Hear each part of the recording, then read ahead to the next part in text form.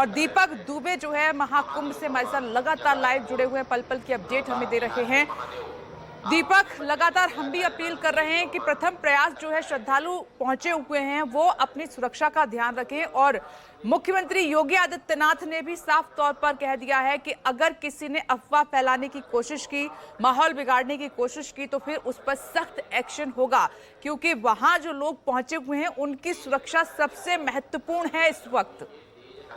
जी, आपको बताएं, स्थिति सामान्य हो चुकी है और तमाम श्रद्धालु स्नान कर रहे हैं, लेकिन अभी जो बाहर के श्रद्धालु हैं उन्हें त्रिवेणी संगम पर जाने से रोका जा रहा है कि संगम घाट पर जाकर वो स्नान करें। प्रशासन की प्राथमिकता ये है कि जो संगम पर इस वक्त श्रद्धालु कल रात से ही मौजूद हैं, वो सभी पहले स्नान करके बाहर चले जाएं। उसके बाद जो अलग अलग देश के अलग अलग राज्यों से जो श्रद्धालु पहुंच रहे हैं उन्हें फिर स्नान की व्यवस्था कराई जाए।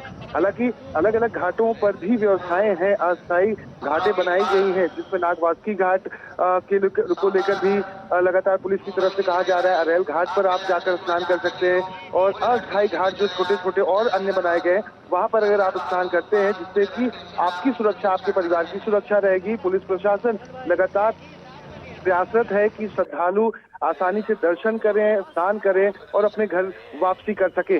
प्रशासन लगातार चुस्त दुरुस्त है। ड्रोन के जरिए, हेलीकॉप्टर के जरिए लगातार पैनी नजर रखी जा रही है कि कहां पर भीड़ सबसे ज्यादा है, उसे कैसे डाइवर्ट करना है। उसको लेकर भी प्रशासन कंट्रोल रूम में पुलिस के आला अधिकारी बैठे हुए हैं, हर एक मूवमेंट पर नजर बनाए हुए हैं कि ऐसा ना हो कि आने वाले भविष्य में, आने वाले कुछ समय में कोई भगदड़ हो। क्योंकि जो दावा है और जिस तरह से बातें सामने आ रही हैं कि 8 से 10 करोड़ श्रद्धालु आज के दिन स्नान करने वाले हैं और ऐसे में करोड़ों की संख्या में श्रद्धालु महाकुंभ में स्नान कर रहे हैं और उनकी सुरक्षा प्राथमिकता प्रधानमंत्री नरेंद्र मोदी ने भी योगी आदित्यनाथ से जब बात की, गृह मंत्री ने भी योगी आदित्यनाथ से बात की, तो इस बात की कहीं न कहीं पुष्टि है कि सरकार, प्रशासन, केंद्र सरकार सभी चिंतित हैं जो भी घटना हुई है। लेकिन अब नहीं चाहता प्रशासन की कुछ भी ऐसी घटनाएं हो। यही वजह है कि लगातार अनाउंसमेंट किया जा रहा है। कुछ ही समय के बाद अखाड़े अमृत स्नान करने के लिए आएंगे, तो अखाड़ों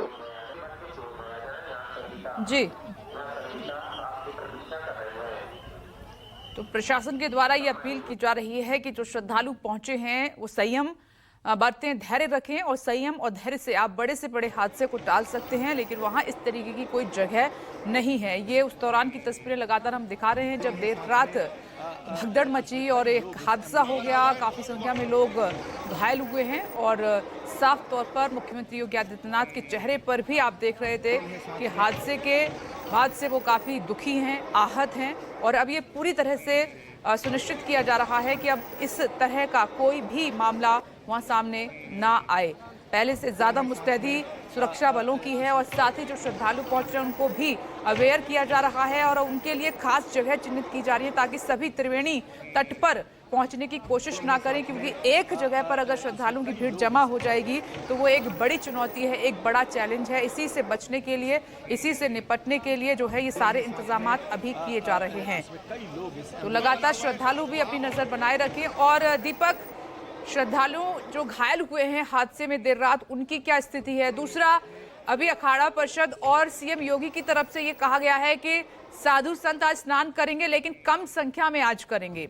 दीपक से हमारा संपर्क अभी नहीं हो पा रहा है, लेकिन लगातार ये तस्वीरों के माध्यम से आप देखिए, आपकी सबसे पहली जिम्मेदारी है, हम लगातार कह रहे हैं कि अपनी सुरक्षा का ध्यान रखना, अपने परिवार की सुरक्षा का ध्यान रखना और संयम बरतना, धैर्य बरतना। अगर कोई बात है भी तो उसमें आप संयम और धैर्य जरूर बरतें। और साथ आसपास अगर आप धैर्य के साथ देखेंगे तो तमाम जो सुविधाएं हैं या किसी भी तरह की मदद है वो आपके आसपास ही मौजूद है, क्योंकि महाकुंभ में शासन प्रशासन ने इस तरह के इंतजामात किए हैं कि कोई भी हादसा ना हो। और अगर कोई नीडी है, कोई किसी को मदद चाहिए, वो तुरंत उसको फौरन मुहैया कराई जाए।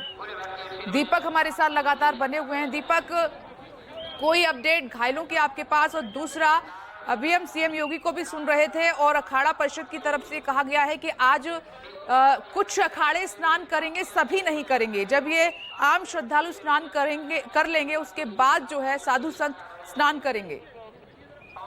जी, आपको बता दें कि अखाड़ों ने या सुबह ही कहा था, और सबसे महत्वपूर्ण रवीनपुरी महाराज जी जो कि अखाड़ा परिषद के अध्यक्ष हैं, उन्होंने कहा था कि आज ये दुखद घटना हुई है, तो ऐसे में अखाड़ा कोई स्नान नहीं करेगा। अगर प्रशासन कहता है तो उस पर विचार किया जाएगा। तो प्रशासन की तरफ से बातचीत हुई है अखाड़ों के प्रमुख से, और उसके बाद ये फैसला लिया गया है। तो रवीनपुरी ने साफ कहा है कि अखाड़े से संबंधित जो लोग हैं कुछ कम की संख्या में वहां जाएंगे, स्नान करेंगे, क्योंकि ईष्ट देव को स्नान कराना होता है, जो अखाड़े के ईष्ट देव होते हैं, और अलग अलग अखाड़ों के अलग अलग ईष्ट देव हैं।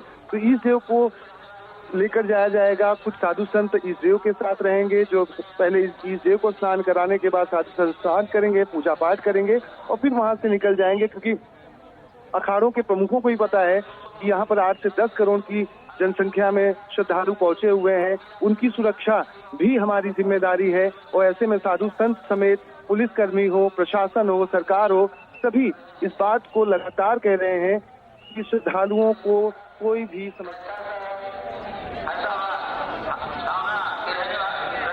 जी, और यही वजह है कि तमाम जो अखाड़ा परिषद के अध्यक्ष हैं या अखाड़ों के साधु संत हैं, उन्होंने निर्णय लिया है खुद से ही कि कोई शाही सवारी नहीं निकलेगी, कोई शोभा यात्रा नहीं निकाली जाएगी। बहुत जो है साधारण तरीके से स्नान किया जाएगा। इससे पहले आपने पहले शाही स्नान पर देखा था, क्योंकि इतना ये हादसा हो जाएगा किसी को अंदाजा नहीं था। तो अमृत स्नान पर मुख्यमंत्री योगी आदित्यनाथ की 3 अपील हैं। पहली ये कि अफवाहों पर आपको बिल्कुल ध्यान नहीं देना है। दूसरा ये कि व्यवस्था आपको बनाए रखनी है, सहयोग आपको प्रशासन के साथ करना है, और जो निर्देश दिए गए हैं उनका पालन आपको करना है। ये अमृत स्नान पर मुख्यमंत्री योगी आदित्यनाथ की 3 अपीलें ये श्रद्धालुओं से हैं, जिन पर आपको ध्यान देना है।